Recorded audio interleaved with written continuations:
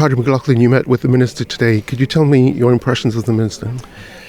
Well, I appreciate he's a new Minister and he's been read into his brief, but he would have heard in no uncertain terms the reality in Donegal that the scheme that we have is deficient, utterly deficient, compared to what was available in Leinster.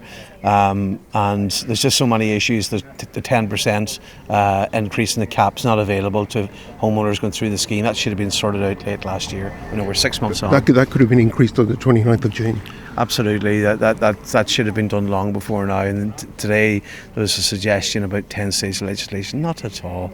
The opposition will not be looking for detailed scrutiny. If they do what they said they would do, so what they said very clearly was this would be made available to all homeowners going through the scheme. If that is what is in their amendment to the legislation, there's not a problem. It'll fly through the door as long as they honour what they said they would do. Do you feel that this Minister will make a difference compared to the former Minister? Well, what I'll say is he's come up and he's engaged today. He spent a long period with the councillors, with the homeowners in Buncrana, Ellen Park, who are looking to get moved from a floodplain, absolutely insane to put them back into a floodplain. So they've been traumatised twice. And then this meeting with the downgraded homeowners and Mike Action Group. I thought, by the way, the campaigners were powerhouses. They were superb, strong, and demanding a follow-up meeting with the Minister. So he knows now, there's no plausible deniability. He knows the facts and he needs to act. We need a 100% redress scheme. We need the same scheme as what was made available in Leinster. That's the ultimate place we need to get to. Everything else is around just trying to make the most of it until we get to actual justice. One of the people I spoke to just now said that it was emotional at times. Oh, absolutely. Very absolutely. Homeowners' lives have been destroyed, traumatised. People gave their personal testimonies.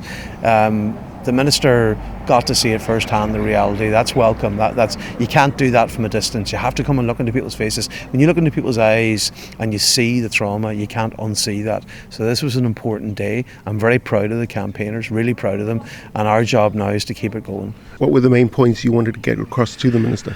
Well, to understand the failings of the scheme, not to be listening to his officials telling him how great it is. It really isn't. And in politics, you have to go and meet people, see them face to face, understand what's wrong, and then do something about it. So I hope that he does that. I saw Mr. Darragh O'Brien came out.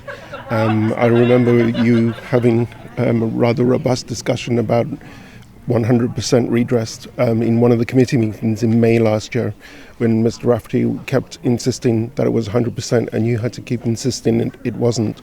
I remember one time, I can't remember which Sinn Féin TD it was, but they used the word the enhanced scheme, and the former Minister said, well, I'm glad you realised it's an enhanced scheme.